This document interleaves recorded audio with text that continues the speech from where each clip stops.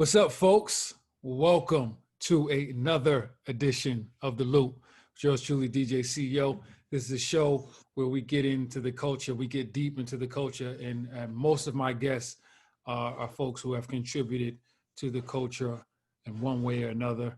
And we've done everything from producers to documentarians, and all those that know me know a huge part of my brand as DJ CEO is style. That's why they call me Style and Performance. So there was no way I wasn't going to incorporate the fashion world, the style world into it. And none better than someone within my familiar circle to reach out to. A friend of mine we met, two years ago, 3 years ago? Three? How long did Harlem mean to be married? Three. It has to be 3 years. 4. 4? Jesus, time flies. Okay, 4 years ago. 4 years ago, phenomenal stylist to the stars has been in the industry for a very long time. So I would like to welcome to the show, Mr. Wouri Vice. Wouri, thank you so much for being here. It's a round of applause. Thank you for having me. Yeah, I'm glad we were finally able to make this happen. Finally, it's been a minute. You were in DR for a long time. 4 months and 3 days. 4 months and 3 days. Partly it was definitely circumstantial, but also a decision because you could have left, but you chose to stay. During the pandemic. All of that stuff. And then unfortunately during that time, you actually lost your grandmother. So again, I want to send my condolences to you. That's her right there. That's her. Okay. I completely understand that feeling, and also that feeling not to be able to be amongst family, to go through that. Early in the pandemic, I lost my grandmother and my aunt. Mother and daughter, all same side of the family, and not due to COVID, but just because of COVID, I wasn't able to, go about the process or whatever. But so it's been tough. It's been a tough road during this pandemic. I know off camera we were just talking about how different things are. And we're going to get into that a little later. That's always been a big component of these conversations that I have about how this pandemic has affected what we do in our career and in our chosen professions. But before we get to that, I just kind of wanted to tap in. How are you doing right now? I'm good. I take life one day at a time. This is a time for self-growth, self-patience, self-reflection. So there's a lot of me going on, a lot of things that I may have neglected in the speed of life before this all happened. I've been taking the time to nurture myself and get myself to a place where I can move forward with whatever life brings my way. I'm reasserting that foundation, filling in the cracks, if you will, to get myself to a place to be better, to be a better version of me. It's necessary at this point in time to do that and be that for myself, because as you see, this year has brought a lot of uncertain changes that we weren't expecting. And it's one of those things where the element of surprise can either overtake you, which can take you under, or it can build character and help you grow. So I'm choosing to grow. And it's a day-by-day process. Some days are good. Some days are like, fuck this shit, I'm tired. Yeah, nah, I get it. I do what I gotta do and make it. I think the silver lining, if there's always a silver lining somewhere, but in this pandemic and what you were speaking to, is that we are, the smart ones, the ones that are tuned in, are taking this opportunity to improve themselves, to be better in as many facets as they possibly can to what's going on in their life, from a personal standpoint, to a professional standpoint, spiritual standpoint, all of that. So when we get on the other side of this, we are better, we are stronger, we are smarter, and we're able to really take advantage of what I truly believe, the opportunities and the resurgence of and the respect for that what is authentic. I think over the past, I don't know, how long has Instagram been out? Maybe about 10 years now. I think over the past 10 years, we have been so locked in to facades. We've been so locked into fame. We've been so locked into all of these superficial things. I think there's going to be a resurgence to what's authentic, what's true, whether, talent, character, all of that. And if we are fine tuning, those of us who, that quote unquote real, if we're fine tuning ourselves, then we'll definitely be ready to take advantage for when that time comes. It's already here. Just know that. Well, I'm in it. We're in a space where people want real, but the hard part of this is that I feel like a spiritual portal is open. A different energy is here. So there's two different people walking the earth right now. There are those who are the real, who are aware, and there are those who are stuck in that former way of life where the past 10 years we've been living in MySpace, Facebook, Instagram, Twitter, so on and so forth, TikTok, Snapchat. That is an alternate universe. There are people that actually exist in that place. Yes. And they only exist there, it's called Las Vegas. In real life. I live in it. Too. Well, it's happening here in New York, but the reality is both are walking on the earth at the same time, and both look like real people. But it's not until you get into situations that you can decipher who's who.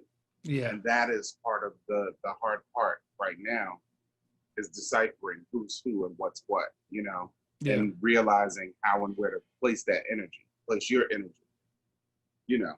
do the dance that way. Definitely. But we're already in it. We're here. I agree. No, I agree. And it's showing.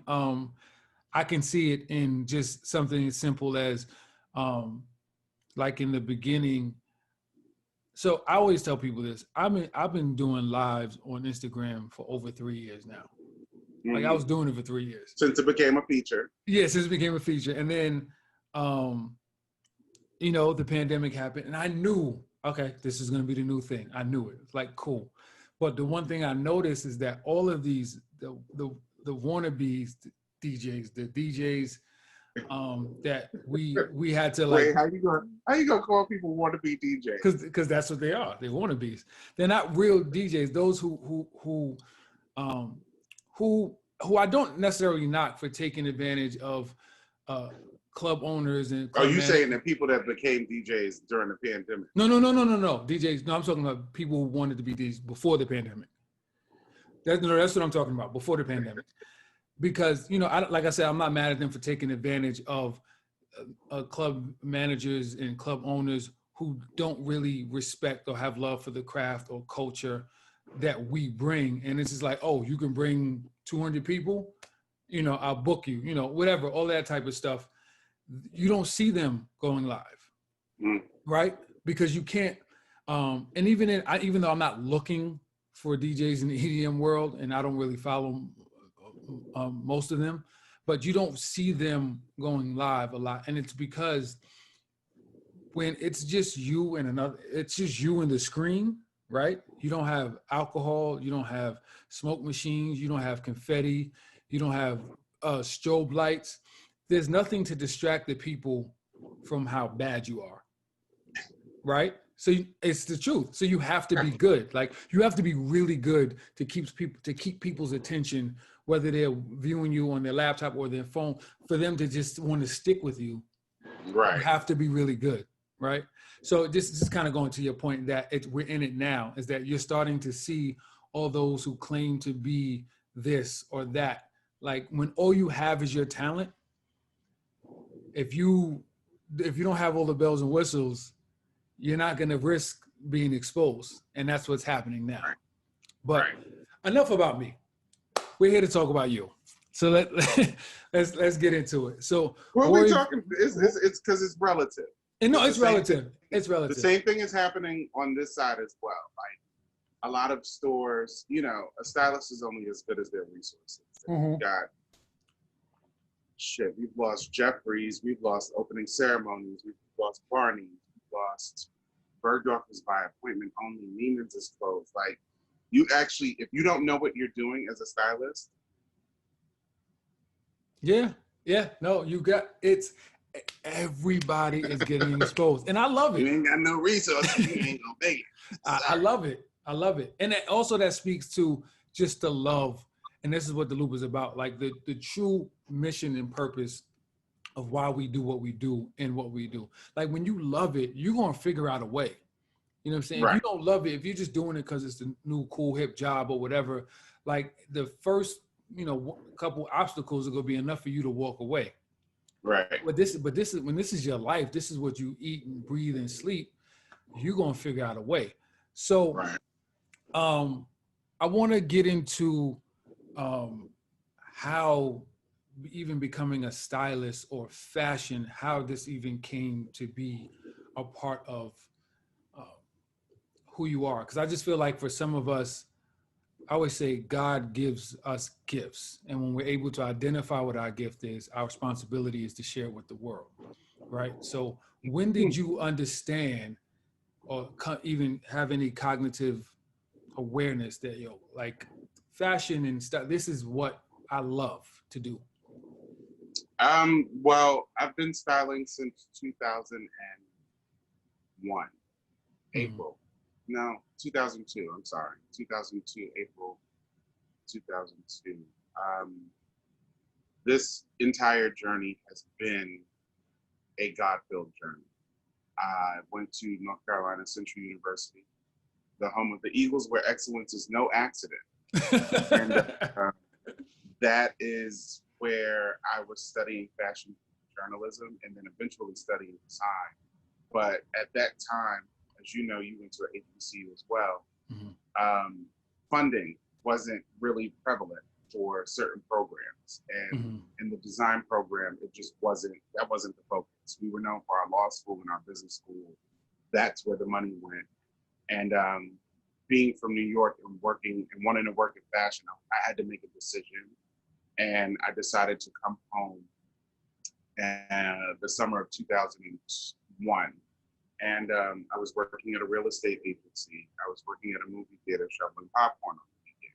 I was doing what I had to do in order to survive, and also going to school at FIT, taking credits, trying to cross-pollinate and speed up the process on my side back at Central, because it was a thing of this class is only offered this semester, this class is only offered this semester. But if anybody's ever been to an HBCU or attended one, the love will forever be in your heart. So my goal was to get what I needed from these PWIs and bring myself back to Central to graduate. And in the process, I ended up doing an internship at Giorgio Armani that was passed on to me from one of my classmates. He had done it previously, and he was like, I think you should do this. And I was like, well, I wouldn't have to look for a place to stay because I already live in New York. So let's get to the bag, if you will. And came home, I was doing that, working on real estate, going to school, doing the movie job, doing the internship. And while I was doing my internship, 9/11 happened. And there was a huge shift just in the world, as there is right now. And I didn't really know how to move forward. I knew that I didn't want to be a fashion journalist. I knew I didn't have the patience to be a designer. And style was something that always came naturally. I always tell people, when you're in school, whether it's grade school, middle school, high school, or college, the people that you go to school with are actually your network. They are people that you will get to know and have as a part of your team forward. So Alicia Keys and I went to high school together, and her mom was the president of our PTA. And what high school was this? She did a professional performing arts school. Okay. In Times Square. And her mom was the president of the PTA, and she did an excellent job of keeping in contact with the students. And so it was a really small school. And she just did a really great job in checking in on us. How are you doing? What are you doing? And where are you now? we ended up going to lunch, and I had just prayed a prayer to God to help me to figure out what I needed to do and what he wanted me to do in life. Because it was 21, 22 years old. I'm, you know, there's a lot of things going through your mind of where you want to be. You think you know everything, but you really don't know much. You don't know nothing. And I was just trying to find my way, and I prayed to God. I said, please lead me. And I sat down with Alicia's mom. We had lunch. It was fantastic. I was just coming from a field trip with FIT, so I was in a suit. It's a beautiful day outside. And the phone rang, and it was Alicia calling her mom. And she said, hey, if you speak to Wouri, tell him to give me a call. She said, oh, that's funny. He's sitting right here. Mm. And she gave me the phone. And Alicia asked me if I would go on tour with her to help handle her wardrobe. She had just done her first leg of her tour, and her stylist put her together and sent her on her way. But she needed help on the road. And I had just said to her mother, I'll do whatever it takes. Like, y'all need me to run a fan club? Like, what's up? I'm tired of where I am. I want to experience something new. Right. So for that phone call to come in while I was sitting there, that was literally the power of God shifting my life. And when I came outside, after lunch had ended and we agreed that we would talk and figure things out, it started to rain really, really hard. And I was in a suit and shoes, and I had no umbrella because it wasn't supposed to rain. Right. But I just stopped and I just let it rain down on me. And I was like, that's nothing but God's blessing. So I've always been in tune with the signs that have been sent my way. That was definitely a sign, and I never looked back. I haven't worked at a movie theater or real estate at all. And, you know, Alicia really opened a door for me to propel my career, if you will. So, yeah, God was a very big part of how I got here. And the rest is work. It's work and God. You have to put in the work. You got to put in the work. Work without faith. You got to put in the work. Work without faith is dead. Well, I'm sorry. Faith without work is dead. Without work. Right. Exactly. Sorry. So, you know, it's one of those things where there have definitely been tests. There have been many, many trials. Yes. Okay? Yes. Yes. There have been tribulations, but, you know, through it all, I have built a testimony that is still going. You know, the journey is still going. There are always going to be things to learn and to do, but that is how I got here. So Alicia Keys was my first client. I went on that tour, toured the world, filled up some passports. And that was a humble flex. That ain't flex. bad. No, that was a humble flex, but I ain't mad at it. It was in those travels though that I started to realize like God gave me a gift and I have to use it. So yeah, that was back in 2022. But you 2002. But you going to North Carolina Central, which is also the alma mater of Leon Talley. Andre Leon Talley. Andre Leon Talley, right. So, but you went there for fashion journalism. So there was clearly a love or interest at the very least for fashion prior to. You just was like, I'm just going to do this? I went, no, I'll tell you the truth. I went to Central because my cousin who graduated and her husband graduated in 74, she graduated in 77. Mm-hmm. And when we would go down south, I would look in her yearbooks. Mm-hmm.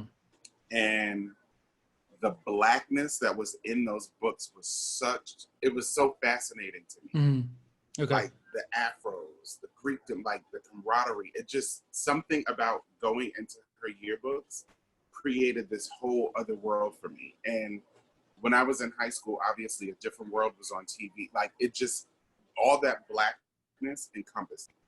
I knew I wanted to do something with fashion. Right. They didn't have the greatest fashion program. So I chose fashion journalism because I knew I could study English and translate that into something later. Gotcha. However, you know, once you get on that good old black campus, life is not the slowest. And so Norton anthologies were not my best friend.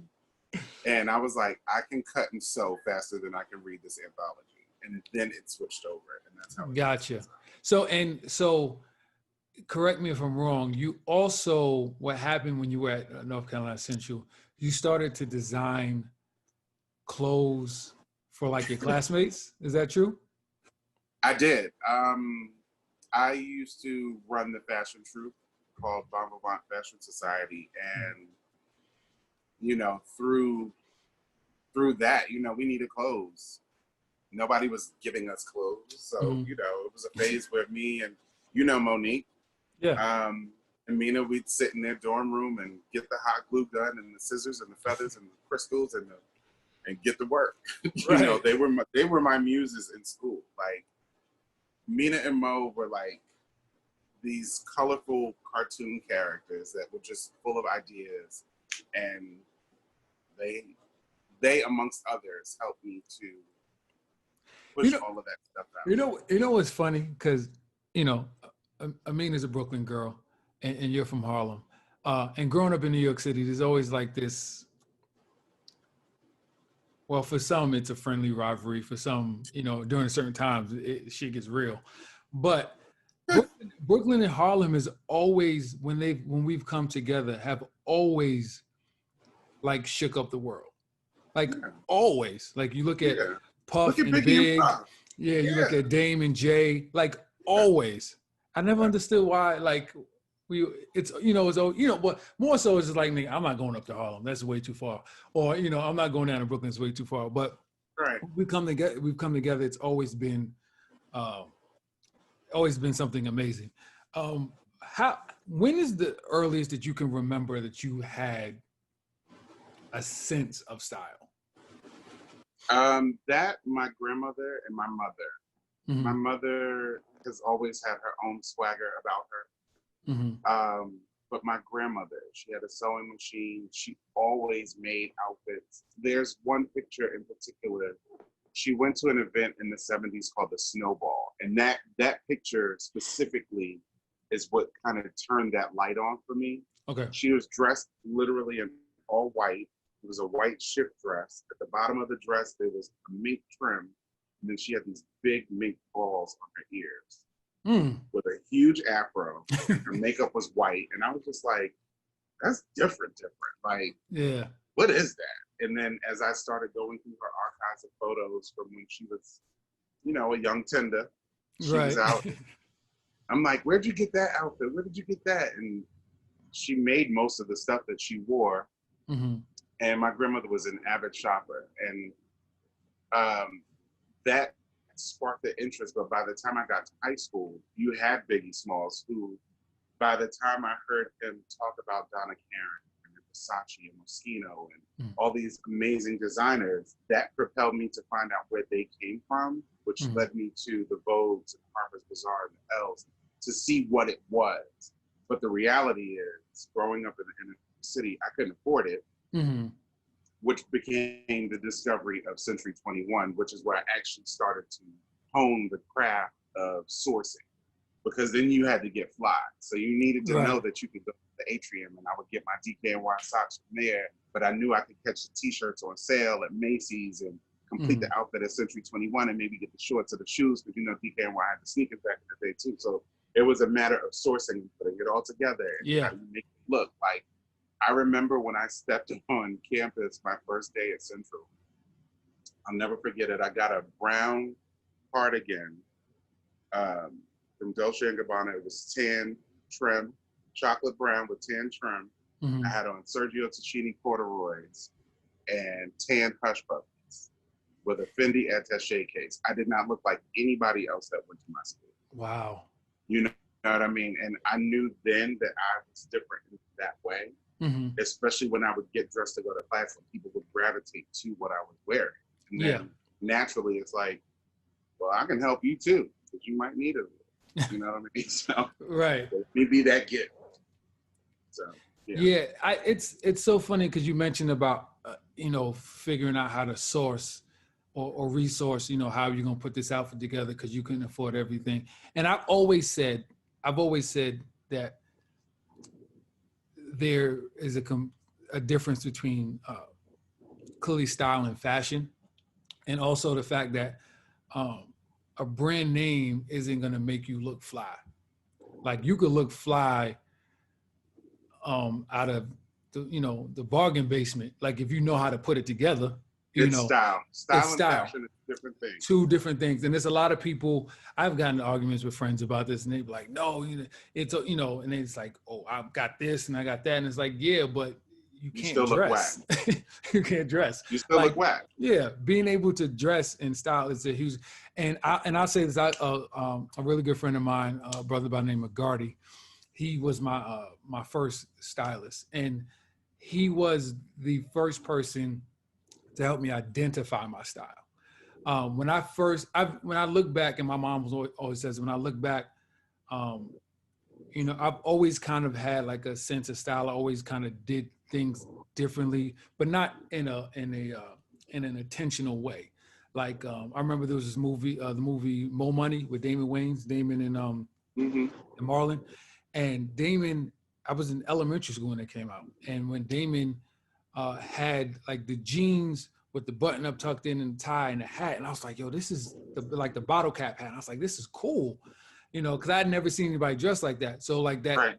I think within like that next month or so, like my mom had took me shopping. I was like, this is what I want, and I did it. And then she tells me this. I don't remember this. She said like literally like 2 weeks later, like 5 other kids, started dressing like that. And I was like, and I never once intentionally or even paid attention to the fact that maybe I influenced them because I was influenced by this person or whatever.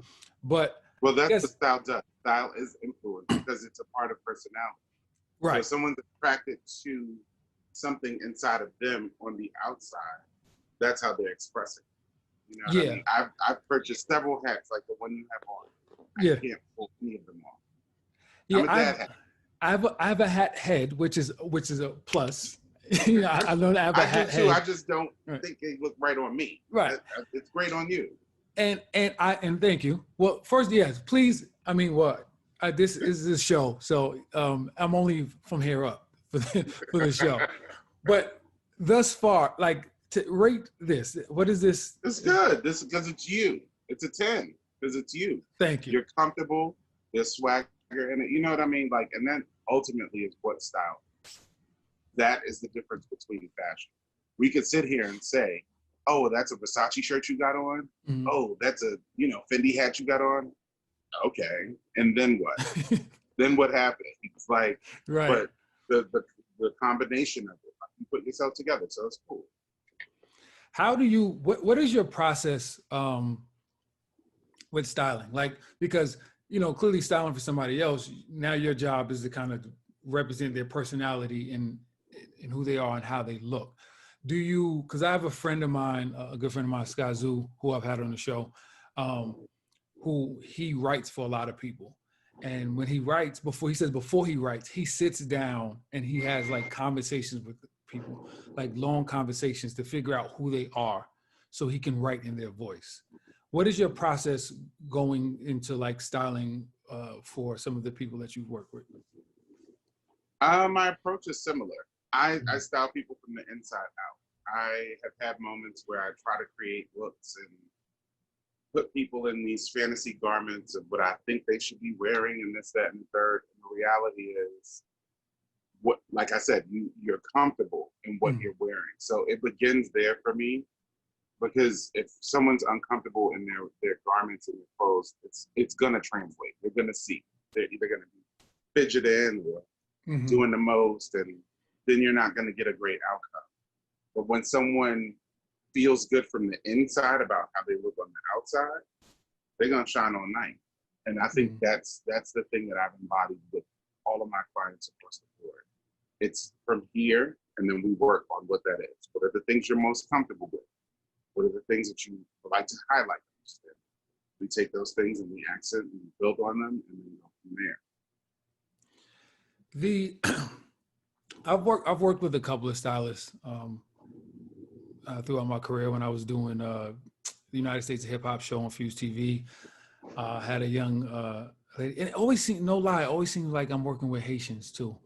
Haitians got a sense of style that's very unique though, which is true. Like anybody would say, especially when you deal with the Caribbean communities, like Haitians, they dress different than everybody else. And but well, that's the Caribbean in general. In general. But it just seems like I'm always working with Haitians. I don't know why. nothing but love, but it seems like I'm always working with them. And it seems as though when it comes to styling, right? And the reason why I asked you that question is that so like Gardy helped me identify my style, because prior to that, I thought I was doing something and I wasn't. And it was more about fashion. When I first started incorporating style into my whole like DJ brand, um, I was wearing suits, but the suits weren't tailored. They didn't fit. I had bad room in the neck, whatever. And I thought I was doing something, but at that time, You were still leaving the tag on your cup? probably, probably. I probably didn't even split the back. The back was probably still sewed up. but Jeez. but I did it. But the thing is, the reason why I was able to do it and for it to work is because at that time, as far as DJs were concerned, and particularly in the urban market, nobody was dressing like that. And nobody knew how to dress. So it's not like anybody could check me. It's not like somebody could go, oh, you shouldn't wear your suit. Like nobody was doing it. And this was back in like 07, like 05, 06, 07, around that time. And then my friend Gardy, he pulled me to the side. He's like, yo, let me take you shopping. Cause that's what he did. Like he did styling on the side, image consulting is what he did. And so he pulled me to the side and he was like, bruh, like this is what you're slim. I was much slimmer. I was super skinny at the time. He was like, this is what you need to be wearing. So he took me to Zara. And Zara just blew my mind. Like I didn't know the store exists. I didn't know, and and I was like, oh, like what? And then from there, I just kind of like ran with it. And to what you said earlier is kind of about being comfortable. When you come from where we come from, especially as a Black man, a lot of times it's kind of like you shy away from wearing certain things because you feel like, oh, they're gonna look at you a certain way, or da da da da. Right. And then I just got to a certain, I was like, yo, this shit fire. I'm wearing it, and and now I'm comfortable with prints and colors and all this type of stuff. And I think even for one person to develop a style, it takes some maturation. Would you agree? Absolutely. I mean, we're not all, well, some people are. I was going to say we're not all born with style, but no, it takes a certain level of confidence to grow, which was one of the things that I loved about the 90s, even though there was a sort of staple in the way that we dressed, as far as the silhouette, bagginess, this and that. But we were able to take chances. We had people that were like, for me, I had Heavy D to look at.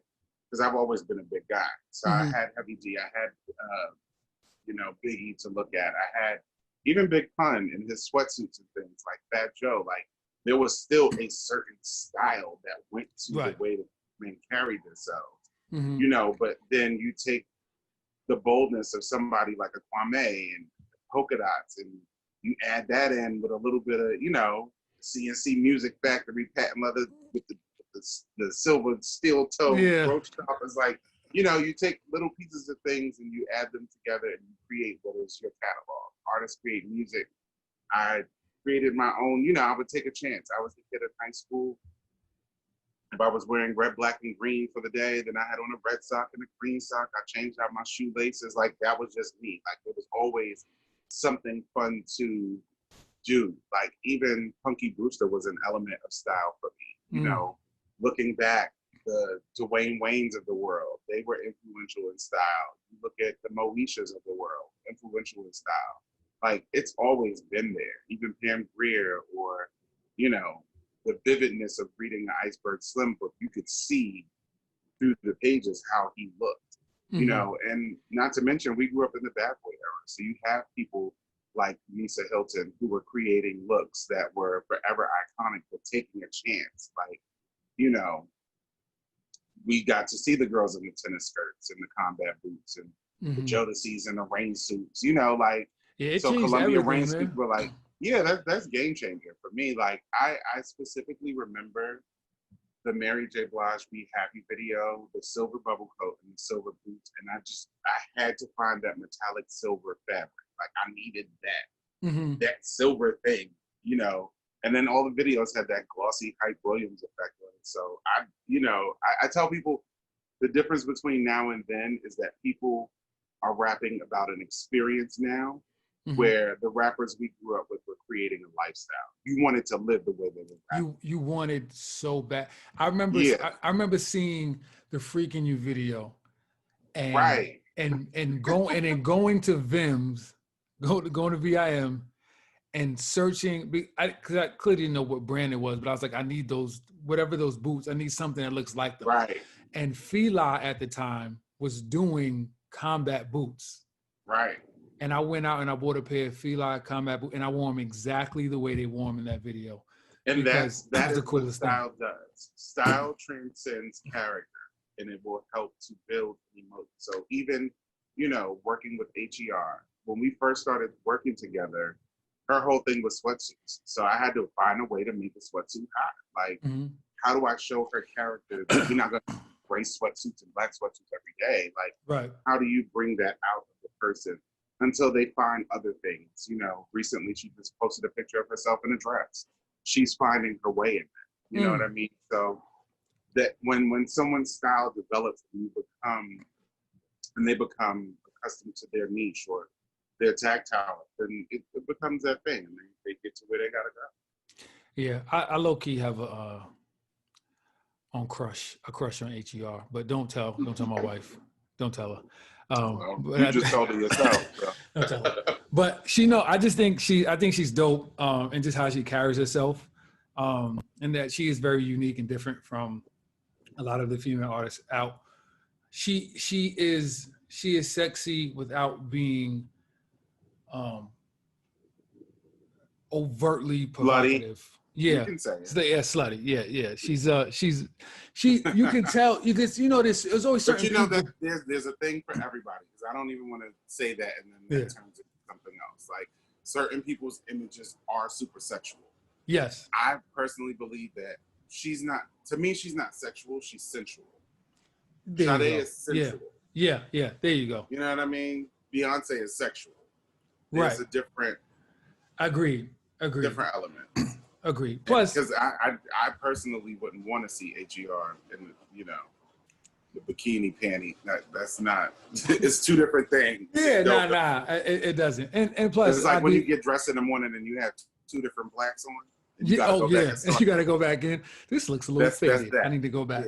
Yeah, no. And plus, I mean, the fact I'm a sucker for any woman that can play an instrument. So that's a whole. She plays thing. 5. Yeah, so, well, hence my crush.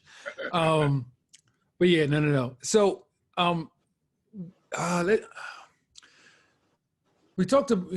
you mentioned briefly about like just hip hop in its evolution in style. What would you say are like your favorite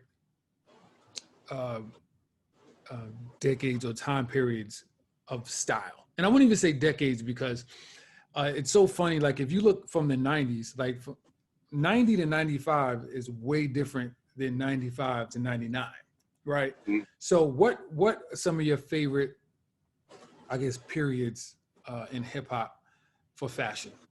Oh, hip hop. Yeah, and hip hop specifically. Because I'm like,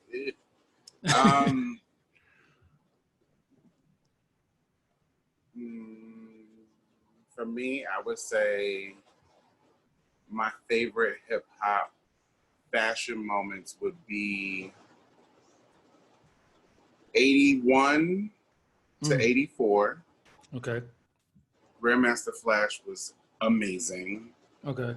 Melly Mel, amazing. All those rat tails and furs and tight jeans and shingles, and he definitely is a fashion icon. And then I would say it is very 94 to 99. That is a whole movement. Okay. That is a jam. That whole Bad Boy Junior Mafia. Like I said, it was a lifestyle. That was the way we were emulating what, we wanted to be Puff in the club, in the jacuzzi. So bad. Giving the good. If so you wasn't bad. Like this. And you had to have the glass with the drink. Like you needed to. Yeah. It was a lifestyle. You know what I mean? And it was so effortlessly done that you believe that you could achieve it too. You know what I mean? So Yeah, that was my jam. That was my jam. It covered so much. There was so much originality. Like even in that time period, just looking at people like Busta Rhymes and eventually Missy Elliott, and Mm-hmm. like there's a lot of variance in that time frame when it comes to hip hop. Because you Yeah. also had the Conscious Brothers and Sisters too. So we definitely had a little bit of the Jungle Brothers and the Yeah. De La Souls Lot of and earth tones yeah. Well, and that De La look coupled with a little bit of the Busta Rhymes when he was with Leaders of the New School. That's a little bit earlier, but that's earlier. that's early '90s. But Yeah. that rugby, baggy jean, guest Oh, boot with the phase low that life. affected the whole '90s. So that for us was our day to day. But if we was getting jiggy per se or Right. getting fresh, it was definitely that bad boy esque look. Yeah. There was something that had a gaudiness to it. It Yeah. was ghetto fabulous. It was Ghetto Fabulous. It was the epitome of Ghetto Fabulous, the foundation of Ghetto Fabulous. You mentioned Grandmaster Flash and Melly Mel and Furious Five, and their influences are so funny. There was a documentary, I can't remember the name of it, not too long ago, that talked about fashion and hip hop and its evolution, and the fact that a lot of those early hip hop groups, um, particularly like Grandmaster Master and Melly and the Furious Five, their influence was Parliament Funkadelic, right? Mm-hmm. That's why I was like, was the Princes. Yeah, right. it's because they for them, their idols, the people they looked up to were these rock stars, and rock stars dressed in such a eccentric and in a very like broad manner. Like that's what they copied, and they really they weren't and they actually weren't fans of Run DMC and how they dressed, because they felt like you guys are now looking like the regular dudes on the block, and we're supposed to be rock stars. You know what I'm saying? So it's interesting how even like people from the same places, the same areas can view fashion and style and how we should be, embracing it and carrying it. How, and you can speak to this because I definitely wouldn't know. I know ironically, all the stylists that I know personally are Black. But in the industry, like, what is the representation like for people of color as far as stylists are concerned?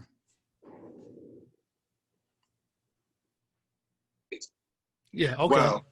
Well, no. The reality is, styling is a broad spectrum. So there's commercial styling, there's advertising, there's editorial, there's celebrity, there's e-commerce. There are many different layers where styling is.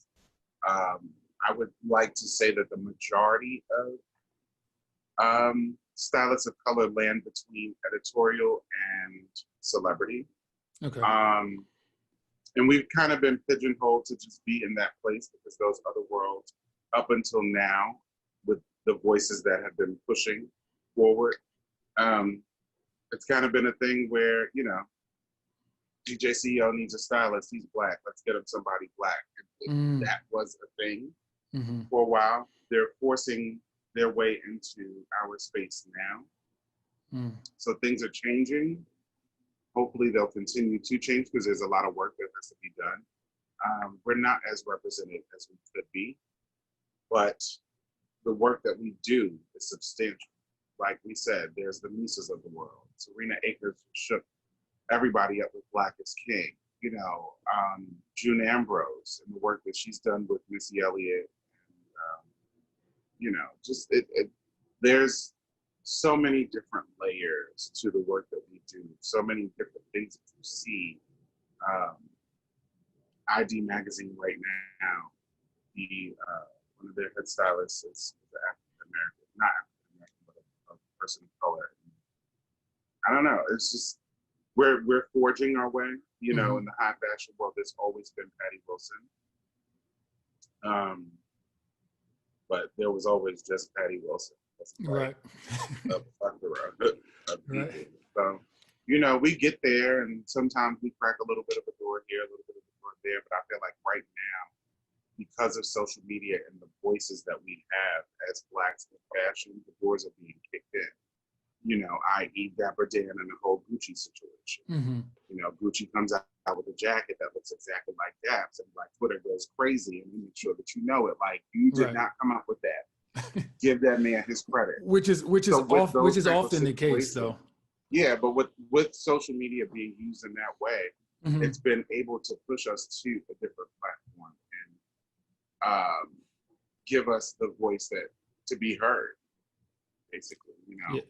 now our representation does matter. Because the stylists, to be honest, like I said, the stylists I know and good friends of mine, I know Ty Turner from my days at BET. Okay. Kendall Marie, we both went to Howard together. Okay. And I said Melissa, I can't remember Melissa's last name, the Haitian sister I was talking about before. I'm not sure where she's at, what she's doing now. And then you. And then you are the only male stylist that I know that is like in the industry. Like the only male, most of the stylists that I know are women. Interesting. Yeah. So it's a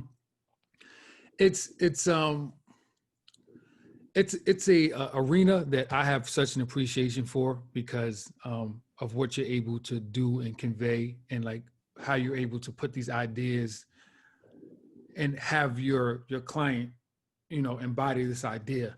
What are some, I know, like you said, like you kind of style from the inside out, but I'm sure you also bring outside inspiration. Like there are things that strike you and you go like, I would like to see you try this. I would like to see you try that. Where do you get your inspirations from? Everywhere. It could be from something that I've watched on TV. It could be, it literally comes from everywhere. I can see people walk down the street, certain things inspire me. I love documentaries. I love biopics, and it can be just the time period. It can be a person's attitude. It can be, it literally anything can inspire them. It just depends. Right now, I'm in a hella 90s phase with Moesha. Okay. You took, every day. There's certain things that are happening, like with her wardrobe, specifically in the first 3 seasons. Mm-hmm. And I'm just like, ooh, that is so good. Like, Shireen watches Moesha every day. Every day.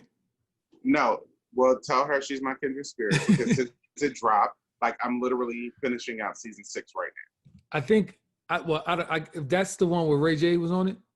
Yeah.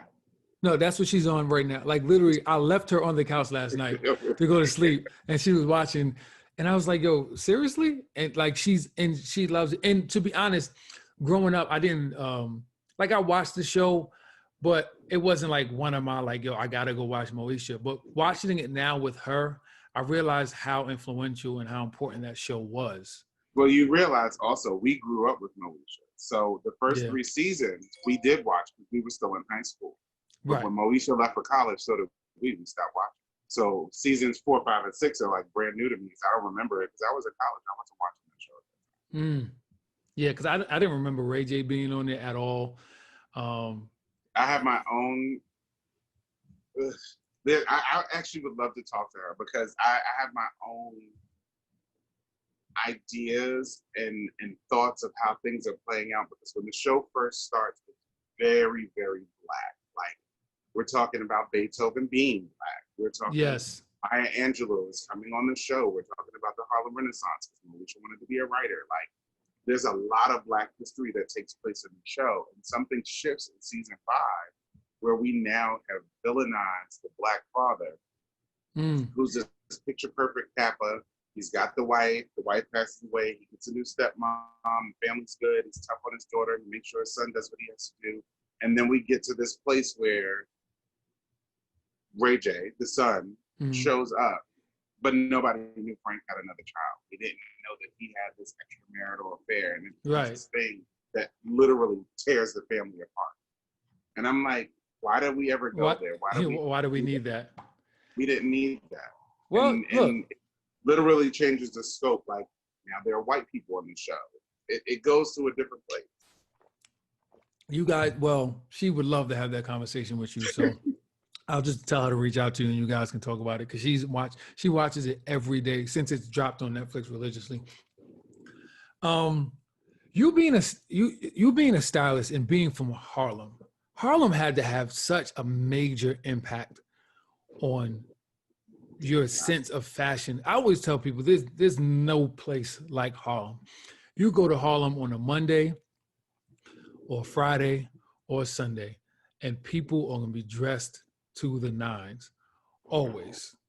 What was it like growing up in Harlem and just witnessing all that, and especially come from Black people carrying themselves in that way, especially during the time you're talking about the 80s, and that where I mean, even though we're still being villainized, but like it was a different type of I have to tell villainization. you, and I know this may sound crazy, but the Get Money boys and the Get Money girls of the 80s and Mm-hmm. early 90s are literally like fashion icons.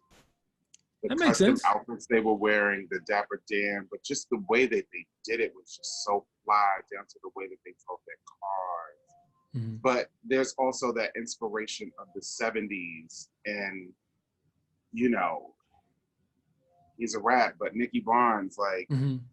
that whole his style, there's a certain flamboyancy about the way people in Harlem dress, Yes. but it's worn with such confidence that it's just like, how did you even just do that? Like, it's such a thing, you know what I mean? And there's a lot of individuality. Like, we'll take a trend and then each person will turn it into their own thing.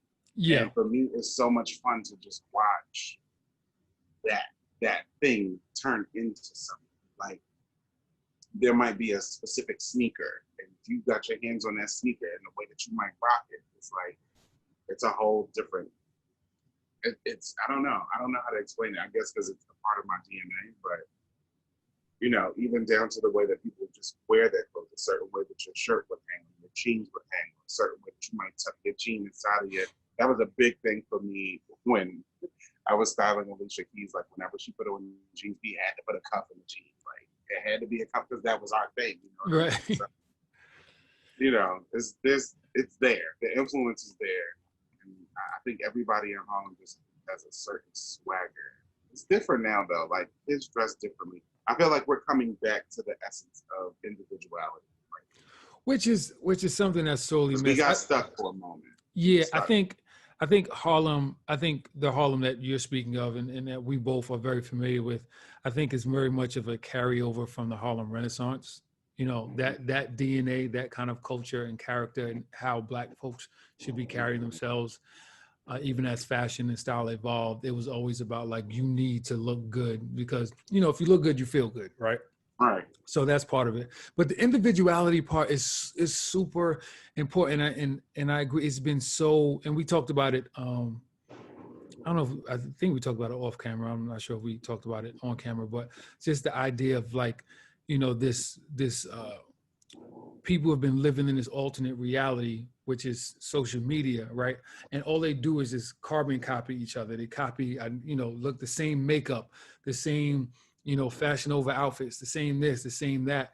And I remember growing up, and as dumb as it sounds when I say it now as an adult, but I just remember like being pissed, like if you told your friend, like, oh, I'm about to cop these kicks. And then you see your friend with the same kicks, and it's like, bruh, like I just told you I was gonna get these. Like, why would you get the same, you know? And it sounds stupid because it didn't make one pair of sneakers. Like, everybody's gonna have these sneakers, but it was Right. so important for you to Stand out. stand out and just like, no, this is my look. You know, Right. this is my look. That's a New And York thing. is it though? You Yeah. think so? Yeah. Okay. Because Brooklyn, y'all had your own thing too. Like, nobody could wear Guess like Brooklyn. Lord have mercy. The Guess boots with the Guess jeans, like it was a certain type of baggy, even if you did the jumper, but you Ooh, know, get I had a used the mustard. wicked. I had a mustard yellow. See what And I no, it's mean? not yellow. Mustard. It was a mustard brown Mm. Guess jumper that my aunt See what got I me. mean? See what I Man, mean? I love that jumper. Whew. Yeah. And it's a certain way that we did it, you know? Mm-hmm. So for Brooklyn, it was the t-shirts. You had to have the whole set. So you had the jeans and the jean jacket and the Mm-hmm. boots to match with a t-shirt. We were very rugby's, oversized. The Yeah. Bronx, they did their thing and kind of fell into that. Bronx and Harlem sometimes got together with that. And, you know, Queens had their own thing, lots of hats. lots of track suits, you know, very Oh, LL. LL was their yeah. staple, but you know, Queens boys and girls were really the first ones to have cars out of all the five girls. Because you needed them. So They lived in two fair right, zones. right. So they was already on some other. They was Right. getting jewelry. They was very Coliseum, so they were in the fronts, you know, Mm-hmm. and that trickled over Linden Boulevard into Brooklyn, and that became a thing. You get Staten Island, and they just created their own whatever we could get our hands on, and just baggy it out and make it fly, and tying Right. the bandanas around the head, and you get the ODB that mixes in with that. So it's a lot of different ways that we influence each other. You can just take the train and see hella style. Yeah. Oh, the train And I is the think that, most you know, the stylish place in New York maturation City. of that, I think the maturation of that was Sex in the City. Once that Okay. group grew up, and Mm-hmm. then Sex in the City became a thing, and Right. we were the influence for that style already. Already. Right. You know what I mean? So it was like, oh, so we could take this and do it like this. So you mean I could wear my nameplate necklace? And girls really got fly and got in that moment. See, so what you're talking about now is super important to me. And I tell this to people all the time as I've kind of developed and gotten an understanding of style in general, right? The importance of accessorizing. I feel like after a certain point, and correct me if I'm wrong, I feel like after a certain point, you shouldn't necessarily be shopping for outfits anymore, right? Meaning, no, seriously, meaning like You give people a hard time. Oh my God. me? Oh no, I'm. Oh yeah. Well, we don't get to talk that much, so no, I'm a super critic, and I just tell it how it is. But I just feel like at a certain point, you shouldn't be shopping for outfits as much as you did when you were building out your wardrobe, and at a certain point, it just becomes Well, do people shop for accessories. outfits? When I say outfits, I don't mean like. I mean, maybe they do. I don't know. Maybe they do. But what I'm saying is that like you should clearly you should have staples, right? If you have suits, you should have a black suit, a blue suit, and then maybe if you do like maroon. The funny thing is, a lot of people don't, and that's how they end up shopping for outfits. Okay. So as a person that's into fashion, yes, you might go out and say, hey, I need a blue suit, I need and now you're at a place where you can take that, go with it, get a red suit because it might go with a certain shoe that you have and things of that nature. But the average person, just so you know, is not in that space. But okay, so maybe all right. The average person is not in that space, and Maybe that's I'm something projecting. that I have to constantly remind myself of in doing the work. Is that what I'm doing and how I go out and I shop for pieces, and then eventually I come Pieces, back to my closet. right? But that's right. because pieces. you have a closet, though. Okay. Everybody ain't got a closet. Everybody ain't got that. No, because it's all about pieces. But here's the problem. But I'm gonna say about me. Here's my issue, right? And maybe there should be like a I don't know, like the stylist or a fashion version of like AA for me, right? My issue now is that I no longer shop for basic pieces, right? And here's the problem, right? You shouldn't though. If you're in fashion, why would you? No, but here's the thing. Because my budget isn't my budget isn't a lot. Anyone that loves fashion, unless they're really rich, their budget will never match their love for fashion. Because here's the thing, right? Because you can't justify $1,000 sneakers. You can't justify $2,000 pumps. I work in it, and I know what the truth is. The reality is the budget will never, ever match, especially when you see the flip side of the wholesale game. Mm-hmm. We could talk about that off camera, but that's when you really see how much it costs to make something. That's why I have a very difficult time when, certain sneakers go to resale because like the Ben & Jerry Dunks that just came out, I love them, but I was pissed because I couldn't catch them when they came out. $100 shoe is now marked up to $2,500. That doesn't make sense. It doesn't at all.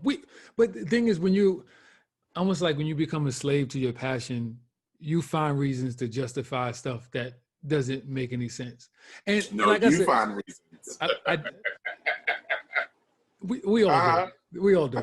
I'm not projecting. We all do. I'm looking at my closet now off camera, and I'm looking at it, and it's like, because we were talking about accessories, right? And I feel like accessories are super important. Like accessories can change your entire outfit, and it's like some what days you have on would not be the same if you didn't have those chains on. Exactly, right? It wouldn't be the same, right?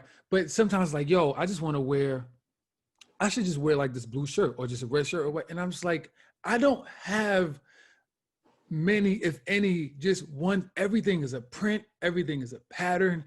And that's because it's a part of who I am.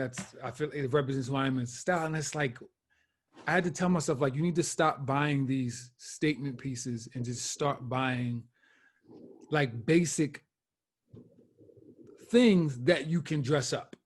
Mm-hmm. Right. Cause I I feel agree like with that's a part of it. You know what I'm saying? And yeah. and that's what, and I guess that's what I was getting at, is that I don't have, it's been years since I've just bought like a basic piece that I could dress up. I think the last basic piece, and it's not really that basic because of the color. And this was my wedding. At my wedding, my wedding was this wine, is a wine colored suit, right? And it's a tux, and it's basic necessarily It's wine. and cut, but it's wine. Like that's But not. that's you. It is. That's your style. It is, but I can't. I don't even have a. And I'll be honest with you, and this might shock you. I don't even have a regular black suit. Like all my black suits are I tuxes. just bought one. Are tuxes. That's Yeah, I just bought a regular black suit. But here's the thing: it didn't even make a difference to me because I don't even wear a suit the traditional way anyway. I hate ties. So 9 times out of 10, when I put on a suit, I'm putting on a t-shirt with it anyway. So again, it's your own personal style. It's how you flow. When we were in Mina and Daryl's wedding, that was probably the most dreaded day of my life. They laugh at me to this day. Why? Because you had to wear a tie? That and the way that suit fit me was so disgusting. And then on top of that, it was like a navy blue suit, and we were wearing bow ties, and I was just like, Yeah. No, I wasn't happy with how my suit fit me at all. And I went to the place to get tailored, and I got the suit, and I was like, this is not at all what I no, why am I wearing this? And then I was super pissed that he had us all wear sneakers and he busts out Ferragamos, and I'm like, bruh, like, well, I get it, it's your day. Don't be mad at him. Don't be mad at him. I'm mad at you. I was like, bro, you got Ferragamos? We out here in Stan Smiths? Like, I mean, I love Stan Smiths, but like, come on, man. That was me. I wanted him to feel special, and I also wanted to be comfortable. That was my influence. So let me go ahead. Look, 4 years later. Own up to it now. I'm sorry. Own up to it now. That was me. Yeah, own up to it now. That was me. You've been fortunate enough. You've been blessed to style a litany of who's who in the industry. That's a good one, a litany. A litany. Yeah, a litany of who's who. I went to school for journalism. That's what my degree's in. So I'm good with words. I stopped reading the Norton anthology. I'm good with words. That's what I'm good at. Who are some of your favorite people to style and why? Oh, they're all different and special in their own way.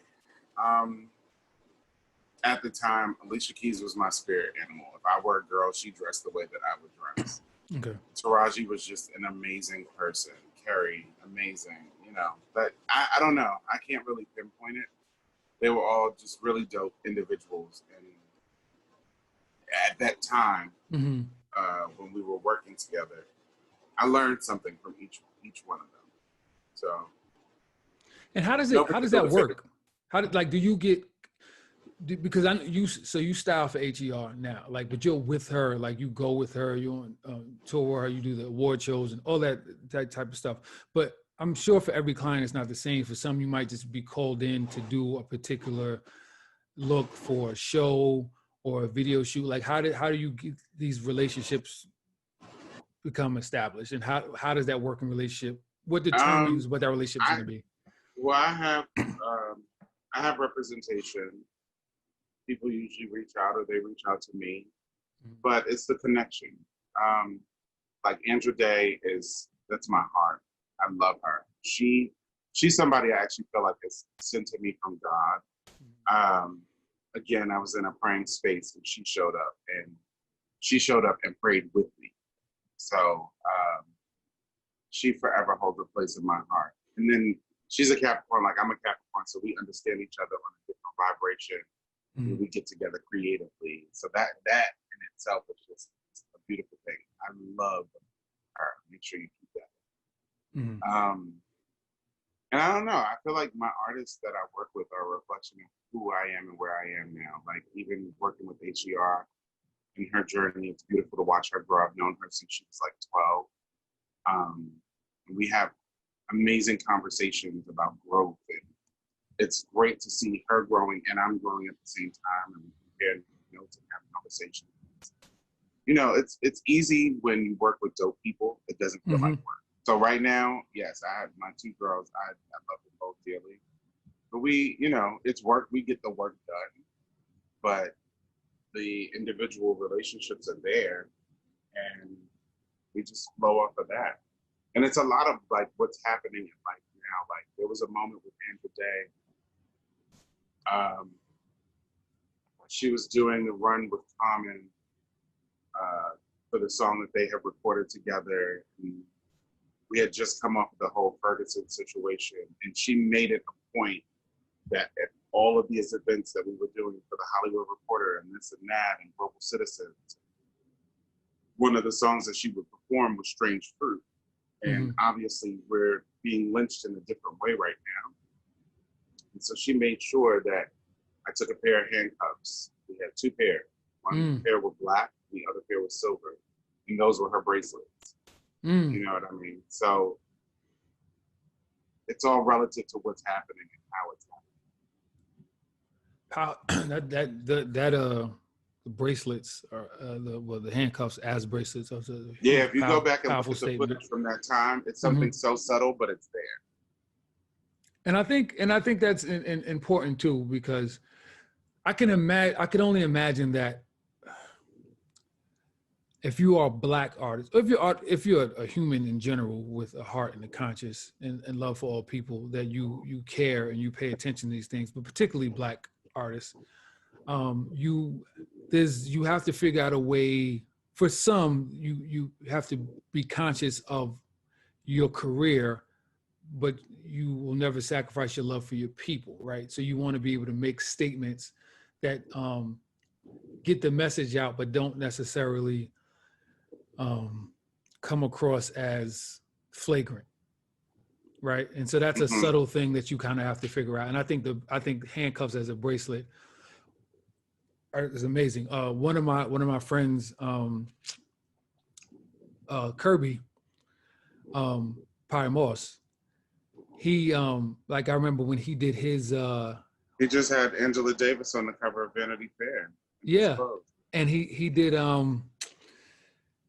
it was a couple years, 4 or 5 years ago, something like that. He did a show, and it was all pretty much like a Black Lives Matter theme. I think he had like the names or like the faces. I know he had I think like he had Lena Waithe wearing something that you know, I think it's important. I think it's important that we as Black folks in this industry use our platforms to speak about injustices or speak about things that are affecting us, because unfortunately a lot of times our colleagues, you know, our white brothers and sisters or just non-Black folks in our industries don't speak up for us.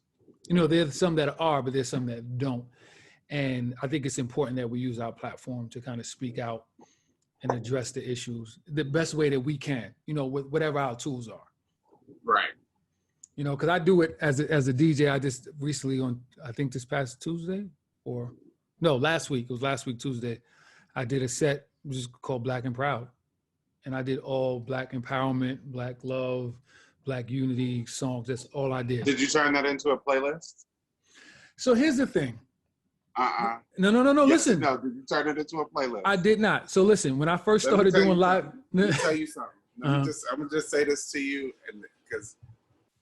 so you did a set back in August of 2019 in Harlem, August 3rd. Yeah.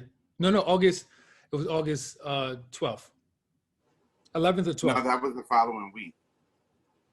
I listen to it all the time.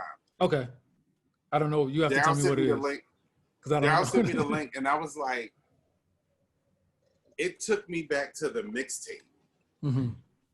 And I was like, why isn't he selling this? Like, where is this playlist? That set list was 4 hours long.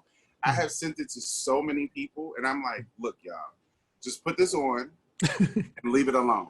And people will call me back and they're like, yo, I felt like I was in the club. And I'm like, I know. I don't know what it was. I'm What's the just name of saying. it?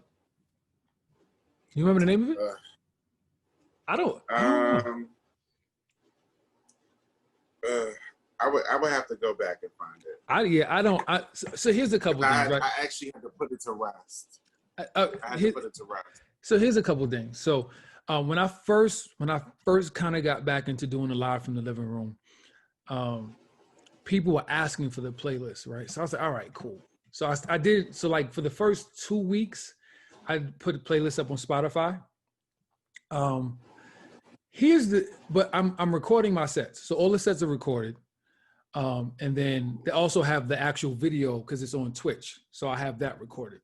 I've been meaning to put that up on YouTube and I haven't done it yet. And I'm just trying to figure out the legal ramifications and all that type of stuff. But I need to put them up on Spotify. I mean, not Spotify, SoundCloud. The reason why I want the mixes as opposed to the playlist is because the playlist is cool. Like you get these songs, but you don't get me. But it's a feeling. I get it. All right, You don't get so me. put it up. I got SoundCloud. So no, I have almost 2 months worth of mixes that need to go up. Thanks. Thanks. Can't wait till you start putting them up tomorrow. That is so awesome. So I'm gonna put them up. I'm gonna put them up. I'm doing some amazing stuff. But okay, off of me. How we talked about this offline, and like I said, I didn't want to waste a good conversation, so I wanted to bring it back. We're currently in a pandemic. I know for me, I have definitely told folks like, nah, I'm not showing up nowhere. Like that is just not happening. Like if you doing something virtual, you could book me and I have no problem DJing virtually. I'm not showing up to any clubs, any house parties, any weddings, none of that stuff. There's nothing you can do to make me feel comfortable to be out there like that around people because I don't know these people. I can't trust them. I don't know what your guests have been doing. That's my same exact sentiment. So, however, because of technology, it's fortunate enough I am able to still do business and do what I do. For you, it is far more of a personal craft at what you do. What are you doing to navigate or manage through this pandemic? Because you're still getting booked to do certain things. So what is it? How are you handling that? What are you doing? I don't know. Everything is a day-to-day. Like I literally, like I said, I've been going up to the Westchester area. That is where I get my socials, but that's also where I've kind of retreated to shopping. Because everything here is different. Everything's so different. It's literally a daily adjustment. Mm-hmm. You might think of one place that you might have had this or might have had that, and it doesn't exist anymore. So it's very different. I can't give you one solid answer. No 2 days have been the same since I've returned from the Dominican Republic. How do you... In work, in person, like none of it. It's all different. It's to me it's kind of disheartening. One day I broke down and started crying. I could only imagine because it has to be daunting and overwhelming because you're so conditioned to moving a certain way and thinking a certain way, and then like before you realize you can't do what you used to do. It's usually after you've already made that decision and then you're sitting there like where's this store, or I can't get this, or this is my favorite person that I would go to get this, to pull this stuff. It's I don't know. And it's funny that you would say that. I need to send her a text. Yeah, there's people. There are literally people that I know that just like out of nowhere lost their jobs. I don't know what I would do without these turntables. I don't know what I would do if I wasn't able to continue to do this. Well, the magic of your career is that you're able to provide music. Music is always a gift, and you will always be able to give that gift to people.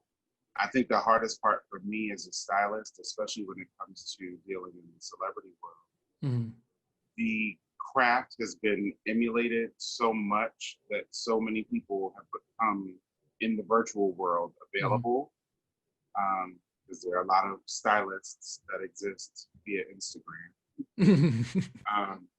But at the same time, everybody needs somebody, and then people kind of get caught up in this wave of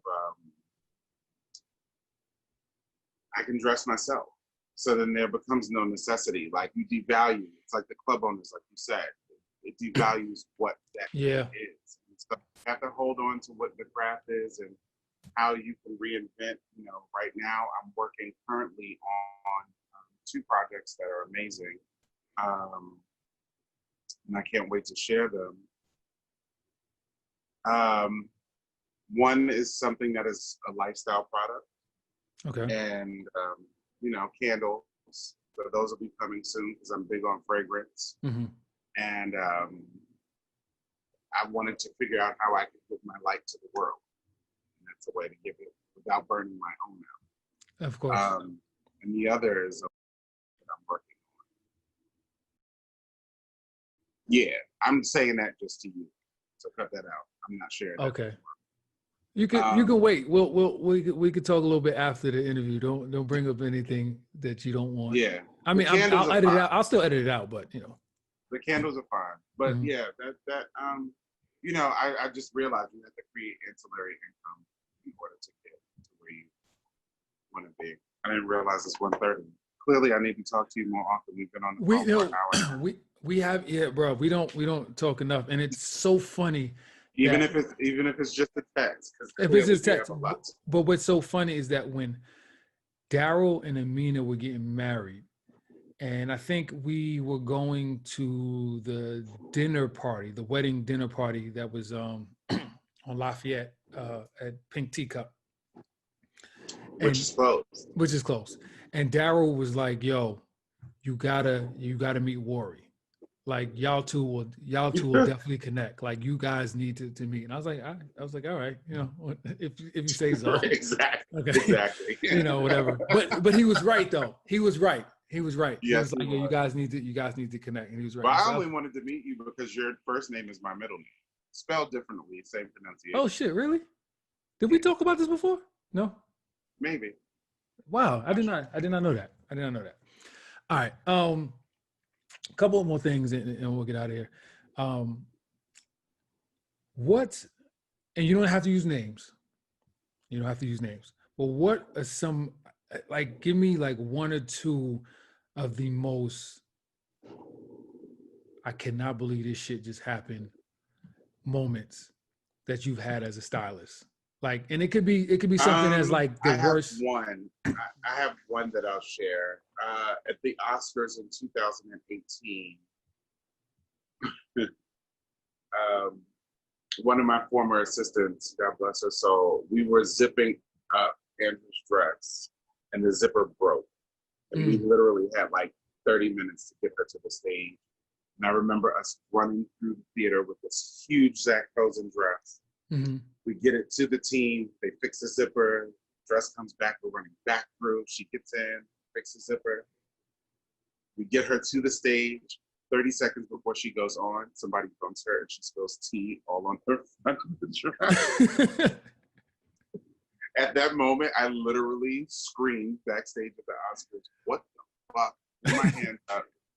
And I just stepped up to the side. By the grace of God, the cameraman must have seen it because the way that they shot it, if you go back and watch that performance with her in common, most of the shots are overhead and they come from behind and swoop around. I was like, they must have seen it. They had seen the stain because the way they shot it, you couldn't see it. Wow. And she went out there and did her thing like nothing ever happened. Like a pro. It didn't even faze her. I was the one over there like, what is going on? Why is this happening? Hey, I remember calling Nisa like, Auntie, just pray for me. Like the zipper is broke. They spilled stuff on her. She gotta go on TV. Like that was a day. Wow. I'm sure you've had, and again, please, you don't need to use names. If you don't care to use names, just whatever, because you know that's the type of show I have. I don't care. I'm sure you've worked with some clients that you were like, I will never work with this person again. No. No? No, I'm very selective in the energy that I choose to work with. Okay, so you never been Now, we like may placed work with for a somebody. time period. Yeah, there may be a time period where, we work together and we don't go back to each other, but Mhm. I'm not a purveyor of nasty energy. So if I feel it and it just don't feel right to me, I'll say no. Gotcha. Okay, that's good. I mean, I think I've gotten to that point in my career. Well, I've definitely gotten to that point in my career now. I think because and even though yes, I do work to support my family, I'm not Yeah, working but we deserve the right to be right. selective. But I'm also in a place where I'm not financially, where I'm not DJing because I have to. Otherwise, like the lights and they're gonna get cut off and we're gonna get evicted. That I'm past those days. So now I'm at a point where I can be really selective about what I will do and what I won't do. All right. So this show is called The Loop, right? And then there are two questions I ask every guest at the end of the show that are based or rooted in what it is that they do, for a living. So the first one is a top 5. Who are your top 5 stylists of all time? Like your top 5 favorite stylists?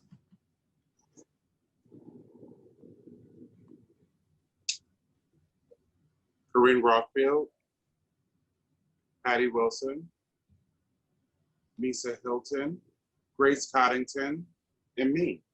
And and you, why not? Why not be in your top 5? Well, you ask me, I'm the best there is. If you ask me, so. I was being gracious and put myself right. Hey, I understand. I understand. A small bit of humbleness goes a long way. I understand. And the last one, it's kind of weird. It's going to be a weird question because it's called The Loop, right? So usually when I have like artists on here, folks within the hip hop industry, it's always like, yo, name one artist that you can listen to on loop all day, every day. Name a song Alex or Isley. song. Huh? Alex Isley. No. But I know that's not the question I'm asking you. That's not Currently, that's not the question I'm asking you. Who is on the loop. No. She is on the loop. No. My question to you, and because I said it's going to be a weird question. If you had one outfit that you can wear every day, all day, like if you had to pick an outfit because you could only wear one outfit every day, all day for the rest of your life, what would that outfit be? It would be a silver gray zip up champion hoodie. It would be a white James Pierce size 10 t-shirt on cotton. I would wear silver gray sweats, and I would wear the original Jordan 1s, red, white, and black. Wow. Okay. Because I would have to be comfortable. I'd have to be comfortable. It literally has nothing to do with fashion. It's completely comfort, but stylish. But you are color blocking, right? So you didn't just so throw away style. There's a look to it. Yeah, there's a look to it. I got you. There's a look to it, but it would be that. I got you. Okay. Well, Wouri, I want to thank you so much for your time. I want to thank you so much for your energy and your spirit, for being here. It's been a long time coming. Please let the people know where they can find you on social media. Sure. First of all, thank you for having me. Great time. I am on Instagram at The Real Wouri Vice, TheRealWouriBice. And on Twitter, it's simply Wouri Vice, WOURIVICE. And those are the 2 social media platforms. Dope. Thank you again. Thank you so much. Ladies and gentlemen, this has been The Loop. I thank you so much for your time and your energy. I will check you guys next time. And always please remember to stay in the loop.